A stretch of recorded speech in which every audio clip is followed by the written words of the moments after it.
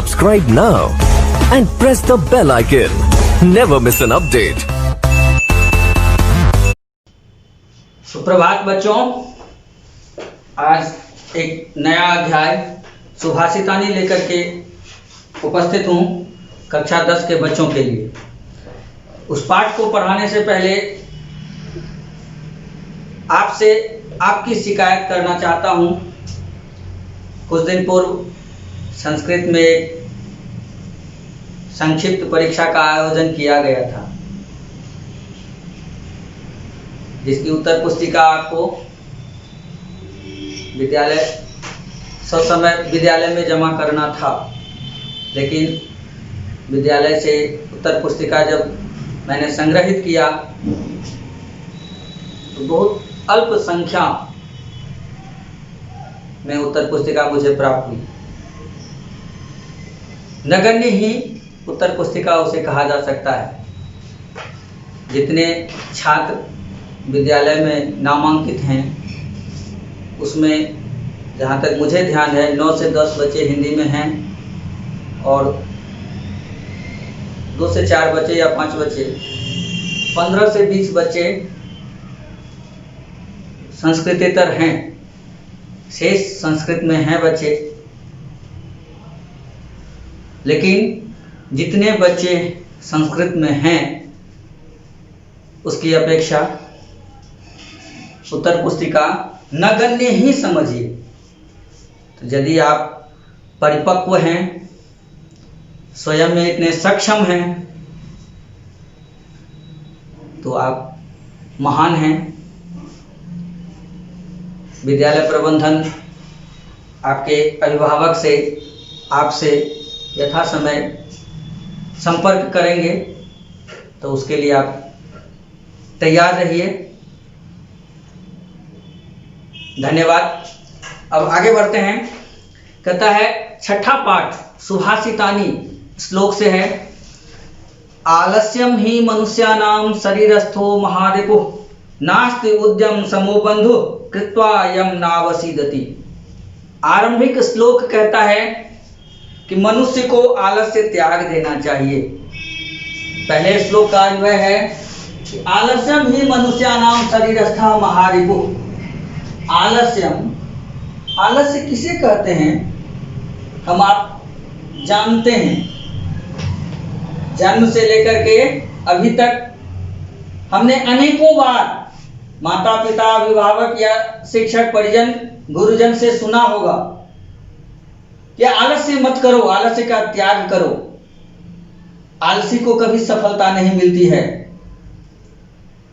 तो आलस्यम ही मनुष्यानाम शरीरस्थः महारिपुः। रिपु तो है ही, छोटा मोटा रिपु नहीं है, महारिपु है, बहुत श्रेष्ठ रिपु है, बहुत ताकतवर रिपु है। उसका मुकाबला उसी ताकत के बल से करनी होगी। ताकत के बल से क्या करनी होगी? उठा के किसी को पटक दीजिए? नहीं, अंतःकरण में वह बल जागृत करना होगा जिससे कि आपके भीतर की स्फूर्ति प्रभावी हो सके, उस आलस्य को परास्त कर सके। कहता है आलस्यम ही मनुष्यानाम शरीरस्था महारिपुः उद्यम समः बंधु नास्ति। उद्यम, परिश्रम, कर्म, ईदृशः बंधु नास्ति, परिजनः नास्ति, यम कृत्वा न अवसीदति। कहता है आलस्यम ही मनुष्यानाम शरीरस्था। आलस्य ही है ऐसा तत्व जो मनुष्यों के शरीर में बहुत बड़ा रिपु के रूप में, शत्रु के रूप में विद्यमान है। यदि मानव सफल होना चाहता है, कहता है उद्यम समः बंधु नास्ति। रिपु और बंधु, रिपु मतलब शत्रु और बंधु मतलब मित्र, अपना परिवार, पारिवारिक जन। कहता है तो यदि रिपु को परास्त करना है तो मानव को उद्यमी बनना होगा, कर्मशील बनना होगा, कर्मनिष्ठ बनना होगा। जो व्यक्ति कर्मनिष्ठ है, क्योंकि कहता है उद्यम समः बंधु नास्ति, उद्यम के समान कोई बंधु नहीं है। और जो व्यक्ति उद्यम को करता है, यम कृत्वा, जिसको करके अर्थात उस उद्यम को करके न अवसीदति, दुख को प्राप्त नहीं होता है। जो व्यक्ति उद्यमी है, परिश्रमशील है, कर्मनिष्ठ है, कर्तव्य परायण है, उसे दुख छू भी नहीं सकता है। इसीलिए है मित्रों, अपने अंतःकरण में जो विद्यमान महाशत्रु है उसे परास्त करने के लिए अपने अंतःकरण में ही विद्यमान जो उद्यम, कर्मशीलता, कर्मनिष्ठता है उसे जागृत करो। तो जो मनुष्य आलस्य को प्रभावी कर देता है, अपने ऊपर हावी होने देता है, वह उद्यमी नहीं हो सकता है।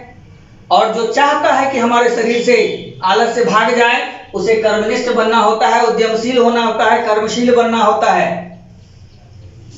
और जो कर्मशील होता है उसे दुख छू भी नहीं सकता है, वह दुखी नहीं हो सकता है। तो पहले श्लोक का आपने देखा, पहले श्लोक का में है आलस्य ही मनुष्यानाम शरीरस्थः महारिपुः उद्यम समः बंधुः नास्ति न्यम कृत्वा न अवसीदति। ठीक है, अगला श्लोक कहता है गुणी गुणम वेत्ति न वेत्ति निर्गुणो बलि बलम वेत्ति न वेत्ति निर्बलः पिको वसन्तस्य गुणम न वायसः करी च सिंहस्य बलम न मूषकः। इस श्लोक का अन्वय देखिए, गुणी गुणम वेत्ति निर्गुणः न वेत्ति। गुणम वेत्ति, गुण को जानता है, समझता है, क्वालिटी को, गुण को, योग्यता को, अवसर को। कौन? तो गुणी, जो गुण से युक्त है, कर्मशील जो व्यक्ति है वही गुण के योग्यता को समझता है। निर्गुणम न वेत्ति, जो कर्महीन प्राणी है, निर्गुण से भरा हुआ है, वह गुण की योग्यता के बारे में कुछ नहीं जानता है। कहता है बलि बलम वेत्ति निर्बलम न वेत्ति। कहता है बलि, ताकतवर जो है, वही इंसान किसी ताकतवर के ताकत को समझ सकता है। पहाड़ को उठाने के लिए, पत्थर को उठाने के लिए, पत्थर को तोड़ने के लिए हम जैसे कमजोर प्राणी को यदि दे देगा तो 3 साल तक रह जाएंगे, नहीं टूटेगा। उसको तोड़ने के लिए किसी ताकतवर वस्तु या व्यक्ति की ही जरूरत होती है। तो जो बलि है, बलि बलम वेत्ति, बलि बलम वेत्ति, बलि जो है बल से युक्त जो प्राणी है वह बल को समझता है, ताकत के गुण को समझता है। निर्बलः न वेत्ति, जो निर्बल है, कमजोर है, वह नहीं समझता है। कैसे? उदाहरण के तरह समझा रहा है कि बसंतस्य गुणम पिकः वेत्ति। बसंत का जो गुण है, बसंत की जो क्वालिटी है, उसको पिक, कोयल समझता है। कोयल आप साल भर कभी कभी सुनते हो या नहीं सुनते हो, लेकिन बसंत का जब आगमन होता है तो आम के बगीचे में कोयल की मीठी आवाज सुनाई पड़ती रहती है। इतनी मीठी आवाज सुनाई पड़ती रहती है कि लोग मंत्र मुग्ध सा स्थिर हो जाते हैं, वहां टिक जाते हैं। कुछ लोग ऐसे हैं कि उनके संगीत की धारा में अपने आप को निद्रा को सौंप देते हैं। और वही कहता है कि वायसः न, वसंत के गुण के बारे में वायस जो है कौआ, वह नहीं जानता है। वह दिन रहे, रात रहे, बसंत रहे, शरद रहे, हेमंत रहे, शिशिर रहे, ग्रीष्म रहे, हर समय एक ही सा व्यवहार करता है। और करी सिंहस्य बलम वेत्ति। करी, करी मतलब होता है हाथी। हाथी जो है, सिंह के ताकत को कौन तौल सकता है? सिंह के ताकत का अनुमान कौन लगा सकता है? कहता है हाथी उसके ताकत का अनुमान लगा सकता है, मूषकः न, चूहा नहीं। जैसे चूहा शेर के बारे में, शेर के ताकत के बारे में नहीं बता सकता है, सिर्फ हाथी बता सकता है कि शेर में कितना ताकत होता है। जैसे कोयल बता सकता है कि बसंत की क्या खासियत है, उसी तरह जो गुणवान व्यक्ति है वही गुण के बारे में समझ सकता है। गुणी गुणम वेत्ति न वेत्ति निर्गुणः, निर्गुण उसे नहीं जानता है। बलि बलम वेत्ति निर्बलः न वेत्ति, जो ताकतवर है वही ताकत के बारे में बता सकता है। तो दूसरे श्लोक का अन्वय देख लीजिए, गुणी गुणम वेत्ति निर्गुणः न वेत्ति बलि बलम वेत्ति निर्बलः न वेत्ति वसंतस्य गुणम पिकः वेत्ति वायसः न करी सिंहस्य बलम वेत्ति मूषकः न। तो इस तरह से दूसरे श्लोक का अन्वय हमने देखा, उसके भावार्थ को समझा है कि गुण के बारे में गुणवान व्यक्ति ही जान सकता है। इसीलिए मित्रों अपेक्षा करता हूं कि आप भी गुणवान बनेंगे, गुण के बारे में जानेंगे। तीसरा कहता है, तीसरा श्लोक है, निमित्तमुद्देश्य हि यः प्रकुप्यति ध्रुवं स तस्यापगमे प्रसीदति अकारणद्वेषी मनस्तु यस्य वै कथं जनस्तं परितोषयिष्यति। कहता है क्रोध कारण और अकारण दो प्रकार का होता है। ये हम आप जानते हैं, देखते हैं, समझते हैं कि किसी त्रुटि के कारण किसी को क्रोध होता है, और एक आदमी ऐसा भी होता है कि हमेशा क्रोध में ही रहता है, अकारण भी चिल्लाते रहता है। तो वही चीज यह श्लोक समझा रहा है कि निमित्तम उद्देश्य, यह निमित्तम उद्देश्य ही प्रकुप्यति सह तस्य निमित्तस्य, उस कारण के अपगमे समाप्त होने पर ध्रुवम प्रसीदति, निश्चय ही खुश हो जाता है। यह जना, जो व्यक्ति निमित्त कारण को, किसी कारण से, मान लीजिए ये एक पेन है, इस पेन से मेरा बहुत लगाव है, इस पेन के टूट जाने पर मुझे क्रोध आया, इस पेन के खो जाने पर मुझे क्रोध आया, ये कारण हुआ।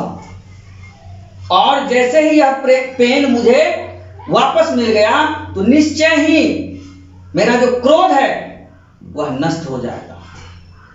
वही चीज कह रहा है कि यह निमित्तम उद्देश्य, जो किसी कारण से प्रकुप्यति निश्चय ही क्रोध करता है, जिस किसी भी कारण से कोई व्यक्ति क्रोध करता है, सह तस्य निमित्त से, उस कारण के अपगमे, वह व्यक्ति उस कारण के अपगम समाप्त होने पर ध्रुवम प्रसीदति, निश्चय ही, ध्रुव नाम है निश्चय का, निश्चयात्मक जो होता है उसे ध्रुव कहते हैं। तो ध्रुवम प्रसीदति, निश्चय ही वह खुश हो जाता है। जैसे ही वह कारण पुनः उसके सामने में आ गया या उसके आगे से हट गया, वह निश्चय ही खुश हो जाएगा।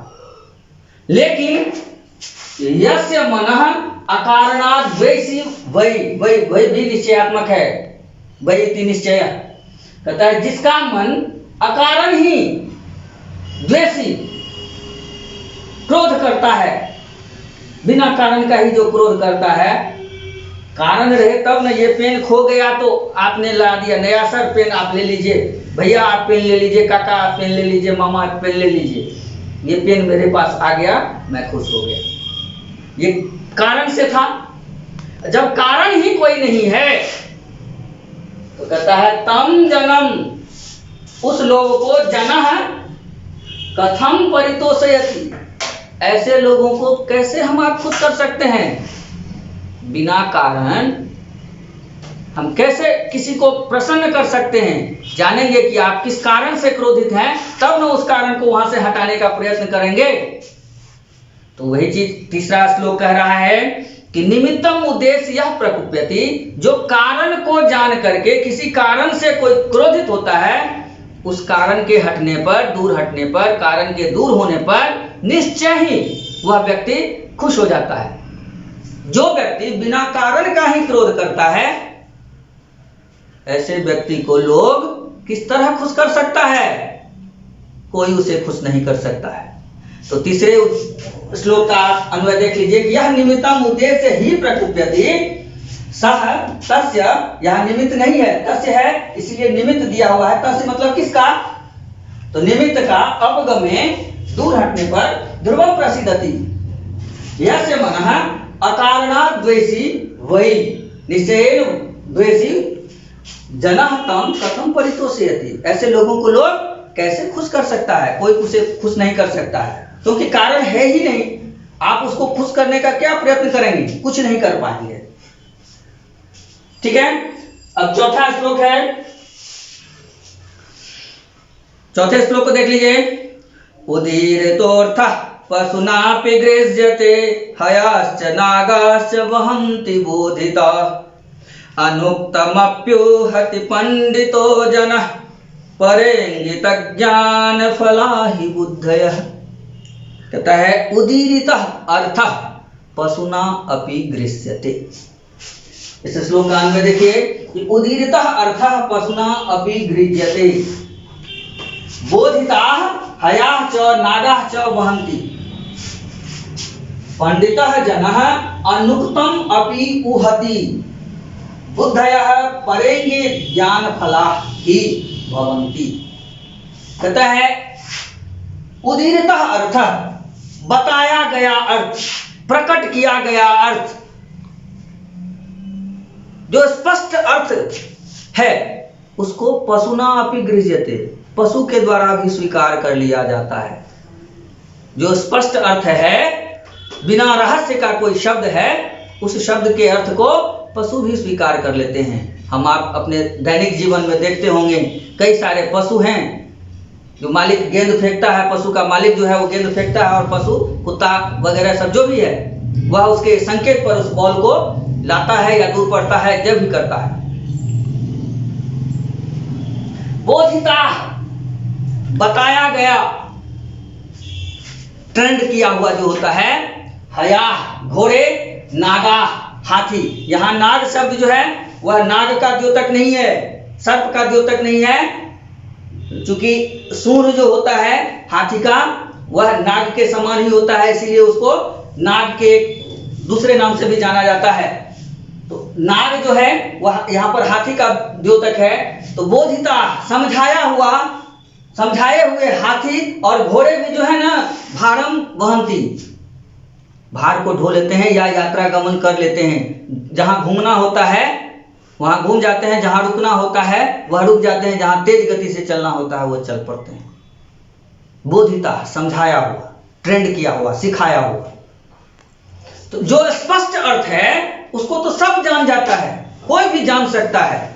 लेकिन पंडित जो है, पंडितः जनः अनुक्तम अपि उहति, जो नहीं कहा गया है उस अर्थ को भी पंडित समझ जाते हैं, उसमें छिपे हुए रहस्य को भी पंडित समझ जाते हैं। कहते हैं एक छोटी सी बात मैं कह देता हूं उस पर, कि एक बुद्धिमान मंत्री की परीक्षा के लिए एक शत्रु देश के राजा ने एक पिंजरे में एक लड्डू भेजा। पिंजरा चारों तरफ से बंद है और कहा कि यदि आप बिना इस पिंजरे को तोड़े खोले इस भीतर के पदार्थ को हटा देंगे तो आपकी बुद्धिमत्ता का मैं लोहा मान लूंगा। यदि आप इसको बिना छुए और परिश्रम किए इसको नहीं हटा सकते हैं तो आपको मेरी दास्ता करनी होगी। और उसको ऐसे टांग दिया।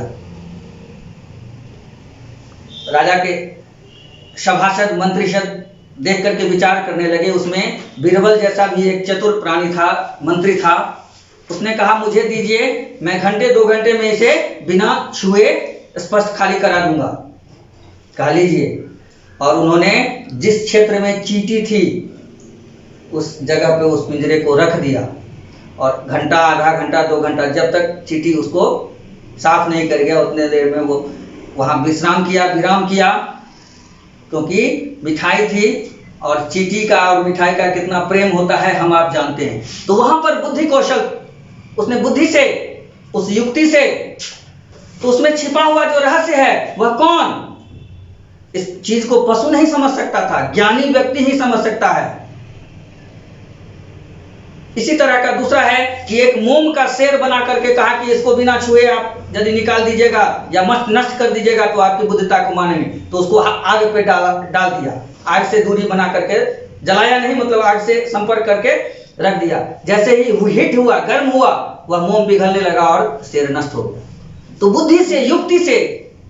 तो कहता है पंडितः जनः अनुक्तम अपि उहति, जो नहीं भी कहा गया है उसमें जो छिपा हुआ रहस्य है उसको भी ज्ञान जान लेते हैं। किसके बदौलत? तो बुद्धयः परेंगित ज्ञान फलाहि भवन्ति। बुद्धि जो है पर इंगित, दूसरे के द्वारा जो संकेत में बताया गया है उसको भी समझ लेता है। बुद्धिमान जो प्राणी है, बुद्धि से युक्त जो प्राणी है, वह दूसरे के द्वारा बताया गया जो संकेत है, इशारा, कहते हैं ना, बुद्धिमानों के लिए इशारा काफी, बुद्धियार के लिए इशारा काफी होता है। वो एक बुद्धिमान जो होता है वह संकेत को समझ जाता है और अपना कार्य सिद्ध कर लेता है। स्पष्ट अर्थ की बात को तो पशु भी समझ जाते हैं। इसलिए आप भी बुद्धिमान बनिए और अपनी बुद्धि और विवेक का प्रयोग कीजिए। उसके बाद अगला श्लोक कि क्रोधो हि शत्रु प्रथमो नराणां देह स्थितो देह विनाशनाय यथा स्थितः काष्ठ गतो हि वह्निः स एव वह्निर्दहते शरीरम। 5वां श्लोक है, उस श्लोक का अन्वय देख लीजिए कि क्रोधो ही नराणाम देह विनाशाय देह स्थितः प्रथमः शत्रु। अस्थि छिपा हुआ है इसीलिए ब्रैकेट में है, यथा काष्ठगतः स्थितः ही वह्नि सह वह्नि काष्ठम एव तथा क्रोध शरीरम एव दहति। कहता है कि मनुष्य के शरीर में विद्यमान जो क्रोध रूपी शत्रु है, पहला शत्रु, आखिरी शत्रु, महाविनाशक शत्रु है क्रोधाग्नि जो है वह मनुष्य को विनाश की ओर ले जाता है। क्रोधो ही शत्रु प्रथमः नराणाम, क्रोध रूपी जो शत्रु है वह मानव को विनाश की ओर ले जाता है, जला देता है। कैसे? कहता है जैसे काठ में अवस्थित अग्नि में सामर्थ्य नहीं है कि वह किसी को जला सके। अग्नि में यदि सामर्थ्य है तो किसी लोहे को जला करके दिखाए, किसी पत्थर को जला करके दिखाए, नहीं, जलने की शक्ति इस काठ में विद्यमान है। इसके भीतर में अवस्थित जो अग्नि तत्व है वही अग्नि तत्व उसको जलाने में सक्षम हो पाता है। अन्यथा धरती पर भी अग्नि है, उसको जला दे, मिट्टी को जला दे, नहीं। कहता है जैसे हमारे अंतःकरण में विद्यमान ही जो क्रोध रूपी शत्रु है वही हमारा विनाश का कारण होता है। कैसे? तो जैसे काठ के भीतर में, लकड़ी के भीतर में अवस्थित जो वह्नि तत्व है वही वह्नि तत्व उस लकड़ी को जलाने में सक्षम होता है, उसी तरह हमारे अंतःकरण में जो क्रोध रूपी शत्रु अग्नि है वही हमारे शरीर को जला सकता है। तो इस तरह से इसमें 10 श्लोक है, आज 5 श्लोक का अन्वय हमने लिखा है। अपेक्षा करता हूं कि इस 5 श्लोक के अन्वय को आप अच्छी तरह से समझेंगे, इसके भावार्थ को जो मैंने बताया है उसको समझेंगे और अभ्यास करेंगे। धन्यवाद।